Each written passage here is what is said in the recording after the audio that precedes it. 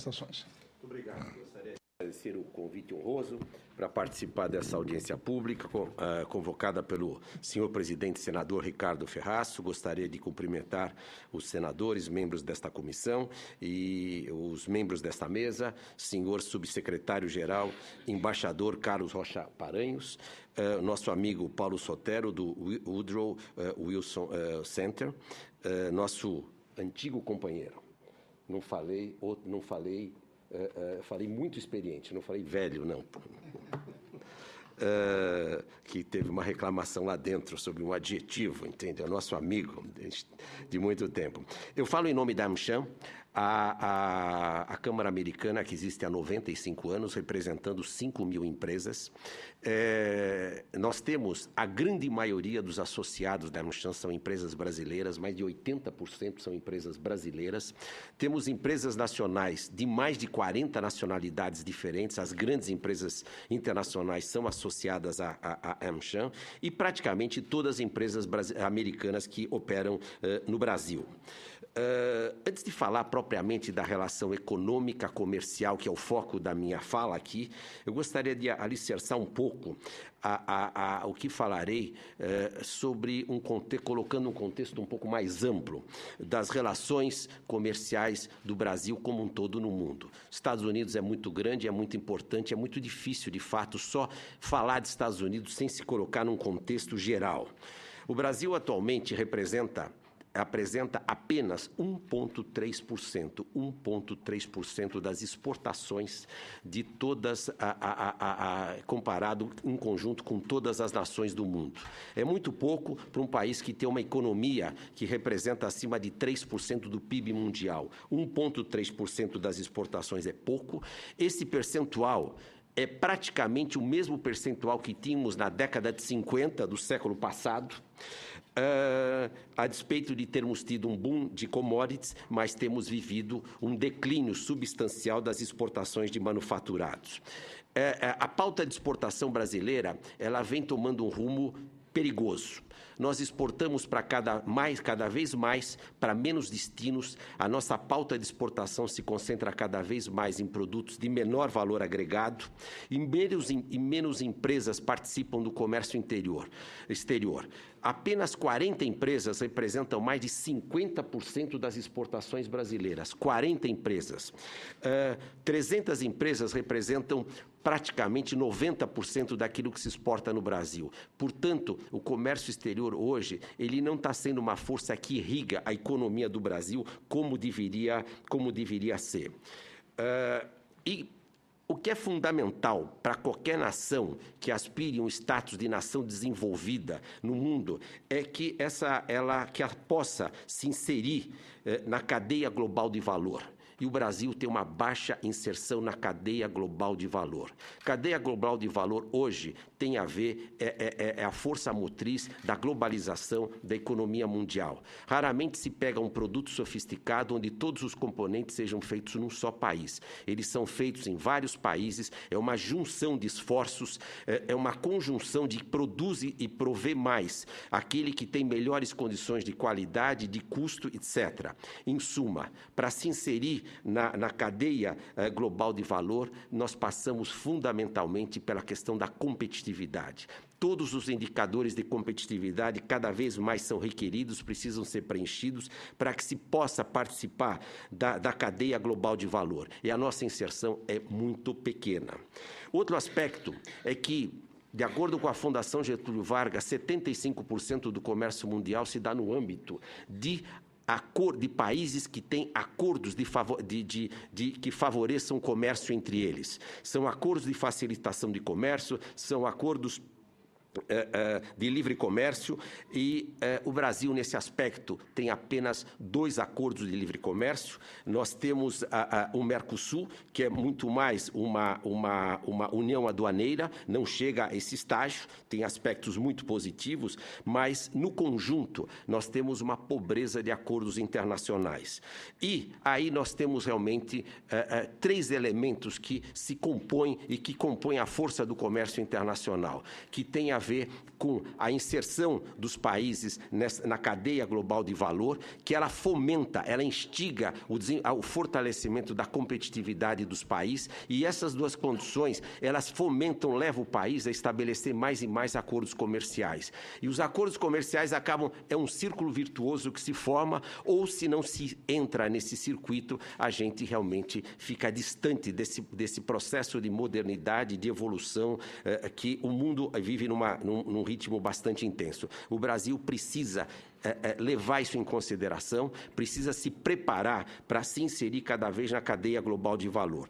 Isso, portanto, aqui fica claro a posição, o clamor dos empresários que representamos, que o Brasil precisa estabelecer muito mais acordos internacionais de facilitação de comércio, o Brasil precisa ampliar a sua pauta de comércio internacional, e para fazer isso, ao mesmo tempo, nós temos que fortalecer a competitividade da economia brasileira. Isso dito, entro na relação Brasil-Estados Unidos. A relação Brasil-Estados Unidos, ela tem uma característica bastante interessante. É talvez a única relação que o Brasil tem no mundo que nos insere na cadeia global de valor. Por que isto? Falei há pouco que 40 empresas brasileiras representam mais de 50% do comércio total do que exportamos. 300 empresas representam quase a totalidade, pois o comércio Brasil-Estados Unidos, temos 6.300 empresas que exportam. Portanto, ela tem uma força de capilaridade, ela fertiliza a economia brasileira como nenhuma outra relação com outro país. Esse dado é muito importante. Se isso não bastasse, da pauta de exportação com os Estados Unidos, 72% são produtos manufaturados ou semi-manufaturados, muito acima do conjunto que temos com os outros países. Portanto, temos muitas empresas participando e temos uma exportação que dinamiza a própria economia do Brasil. Se você não tem preço, não tem qualidade, é muito difícil entrar no mercado americano. Então, essas 6.300 empresas têm que fazer muito esforço, se dedicar para conseguir acesso a esse mercado. Isso é um fator de dinamização, de modernização da economia. Queríamos lembrar também que um outro elemento que fomenta a nossa relação é o estoque, é o investimento cumulativo do Brasil dos Estados Unidos do Brasil.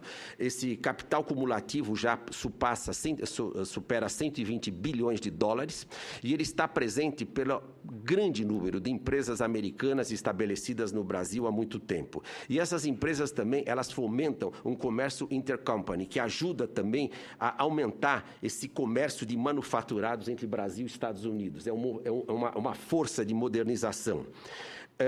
E nesse movimento de investimentos, a gente sempre fala em investimento de Estados Unidos no Brasil, mas a gente entrou numa era onde existe um investimento privado brasileiro nos Estados Unidos. Tivemos uma primeira fase com Petrobras, Vale, Votorantim, Gerdau, Odebrecht. Temos uma segunda onda de investimentos com Braskem, Santana Textiles, Stefanini e uma série de redes de fast food. Hoje, as empresas brasileiras geram emprego para americanos nos Estados Unidos ao redor de 40 mil posições de trabalho. 40 mil posições de trabalho já é algo representativo que essas empresas provêm na economia americana. Por outro lado, esse dinamismo, como foi falado na abertura pelo senador Ferraço, em 2013, o dado que temos, senador, um pouquinho mais alto que o seu, o número de visitantes já bateu 2.096.000 visitantes em 2013, e cresce, sim, a 18% ao ano, há 3 anos em seguida. Portanto, o número de visitantes mais do que cresceu em mais de 50% em 3 anos. São números muito expressivos. Nós temos 154 voos semanais entre os países. O ano passado foram emitidos 3,3 milhões de passagens aéreas entre os dois países. É mais do que o dobro em relação a 8 anos atrás. Então, tem um ritmo, um dinamismo dessa relação que é alguma coisa impressionante. Ela não para, ela é muito ágil, ela acontece de todas as formas. Um dado interessante do IBGE, do Itamaraty, que eu cito aqui, é que temos 1.066.000 brasileiros vivendo nos Estados Unidos. De cada 200 brasileiros, grosso modo, podemos dizer que tem um que vive nos Estados Unidos. É um dado muito expressivo. A gente não se dá conta que tem mais de 1 milhão de brasileiros vivendo nos Estados Unidos. E o segundo contingente vem no Japão, com distante 200 mil brasileiros. A gente tem uma ideia que muitos brasileiros vão trabalhar no Japão, etc., mas o número é mais do que 5 vezes maior nos Estados Unidos. Graças ao programa Ciência Sem Fronteiras, citado também pelo senador, praticamente foram triplicados o número de estudantes brasileiros em universidades americanas. Esse número hoje é de 10.500 estudantes, mas na contrapartida também é positivo que temos 4.000 estudantes americanos em universidades brasileiras. Essa interação, esse fluxo cultural é da maior importância para pavimentar relações futuras. Eu cito algo que aconteceu aqui, presidente, numa missão que aconteceu em fevereiro agora desse ano, uma missão de cunho agrícola, o enfoque era agrícola, e foram visitados foi visitados St. Louis, foi Bentonville e Houston. Na Universidade do Texas, a universidade é Texas University, AM, Texas University, e AM quer dizer Agriculture and Military. Esse agriculture, que representa, na verdade, essa universidade é a expressão de ponta do desenvolvimento tecnológico do ensino de agricultura nos Estados Unidos. É o que há de mais avançado, ela é muito conhecida. Para surpresa dos membros da missão brasileira, nós encontramos 10 professores brasileiros dando aula na mais importante universidade americana de agricultura. Isso significa que a interação Brasil-Estados Unidos no campo agrícola tem um campo que não dá para imaginar. São os 2 maiores produtores agrícolas do mundo. O potencial, o consumo de alimentos no mundo, só pelo aumento da população, o crescimento da renda para os próximos 30 anos, ele é previsto um crescimento acima de 40%, e o mundo não tem terras férteis para produzir esses alimentos. Brasil e Estados Unidos têm um papel enorme nesse aspecto, é um papel que transcende o campo econômico, ele vai até no campo da segurança mundial como um todo. E essa interação de tecnologia do Brasil e Estados Unidos é um campo sem fim. Foi com muita alegria que vimos esses 10 brasileiros presentes. Mas não para aí. Nessa mesma universidade, nós encontramos em funcionamento um laboratório da Embrapa. Um laboratório da Embrapa que chama Labex. É um laboratório virtual da Embrapa em pleno funcionamento dentro da principal universidade americana de agricultura. E nessa mesma viagem vimos empresários brasileiros vendendo novas espécies, novos tipos de raça, de gado nas feiras de Miami, nas feiras do Texas. Quer dizer, nós temos hoje espécies desenvolvidas no Brasil. A gente que sempre importou está exportando. Isso dá uma ideia do dinamismo dessa relação e do potencial que ela existe. O ano passado, nós recebemos na AmCham 400 empresas americanas que nos procuraram com interesse de estabelecer negócio no Brasil, 400 empresas. Do outro lado, tivemos 580 empresas brasileiras com interesse em negócio nos Estados Unidos. Quer dizer, tem um dinamismo dessa relação no meio empresarial que eu diria que ela é quase incontrolável, uma força muito grande. Que nos impulsiona a trabalharmos cada vez mais juntos. O ano passado tivemos contatos com 300 empresários americanos nas missões feitas, todos que falam com muito otimismo em relação ao Brasil, do potencial, etc. Não falam só coisas boas, mas o entusiasmo em relação ao Brasil existe, é muito claro. Nós temos publicações sobre how to do business in Brazil, how to invest in Brazil, sobre variados temas, com uma cooperação, inclusive, com o Itamaraty, que coloca essas publicações no site.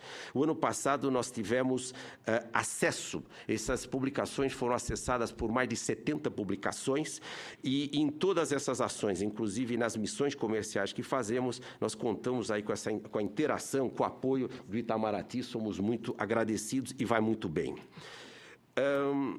Queria falar de um aspecto que, quando se fala de ruídos na relação diplomática e desencontros que temos tido, tem alguns aspectos concretos que têm avançado. Isso não pode ser esquecido.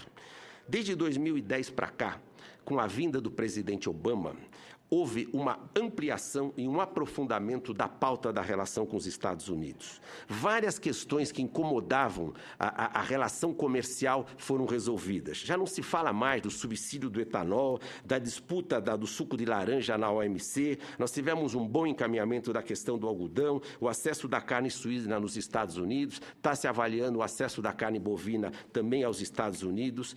Foi assinado o Tratado de Cooperação Econômica e Comercial, que o Itamaraty utiliza continuadamente, é uma forma de diálogo que nos obriga a conversar, os dois países sentarem e conversarem sobre os aspectos econômicos e comerciais. É um tratado, ainda não tem a formatação de obrigatoriedade, a obrigatoriedade é de se conversar mais de alguma coisa. O Open Skies ainda aguarda a ratificação, mas sem ele já tivemos um aumento de 50% do número de voos semanais e dessas negociações também o visto de permanência em ambos os países cresceu de 5 para 10 anos. Do lado brasileiro, vários esforços que passa nessa casa, que passa no Senado, foram feitos. O Senado aprovou o acordo de troca de informações de contribuintes de impostos federais entre os dois governos. É um acordo que estava pendente e ele tem uma importância bastante grande nas relações. Ele também tinha a ver com as questões de lavagem de dinheiro, com transparência, fluxos internacionais, ele é importante. E foi aprovado também um novo critério de preço de transferência que atualiza o critério nosso de tratar preço de transferência. Esses dois elementos aproximam o Brasil na negociação de acordos internacionais mais amplos e essa casa está de parabéns por isso. Do lado americano, houve uma resposta, aumentou a celeridade da emissão de vistos. Vocês veem que hoje é um problema menor, o tempo é muito menor. Eles definiram 2 novos consulados no Brasil, em Porto Alegre e em Belo Horizonte. O apoio ao Ciência Sem Fronteiras, acho que nós testemunhamos em várias frentes, é o país que mais colaborou, é o maior número de estudantes brasileiros no exterior, e não apenas abrindo as suas universidades, mas temos trabalhado em conjunto e com sucesso. As empresas estão abrindo as portas para os estágios, para que esses estudantes façam estágios e tenham uma experiência num ambiente de inovação, desenvolvimento, inclusive de patentes, que é algo que nós precisamos muito. Temos muitas coisas em conjunto, por exemplo, o acordo de biofuel, de combustível para aviação, da maior importância, com trabalho em conjunto de empresas como Embraer, Boeing e GE, da maior importância. E uma experiência que acontece nesse mês de maio, no aeroporto de Viracopos e de Miami, que chamamos de operador econômico autorizado, que é uma forma de se reduzir muito a burocracia das importações e exportações. Quer dizer, empresas que têm um bom histórico de cumprir os seus compromissos, elas têm assim um fast track, elas passam rapidamente. Esse é um modelo que vem sendo debatido entre os dois países, é muito importante, e esse modelo foi realmente a essência do acordo feito em Bali, no acordo de Bali recente, que é um acordo de facilitação de comércio. Então, a relação dos Estados Unidos inspirou em grande parte esse acordo. Muito bem. Mas o que fazer daqui para frente? Esse dinamismo da relação está em todas as faces da relação, da interação, foi muito bem explanado também na abertura pelo senador Ferraço, mas quais seriam os próximos passos que o empresário quer?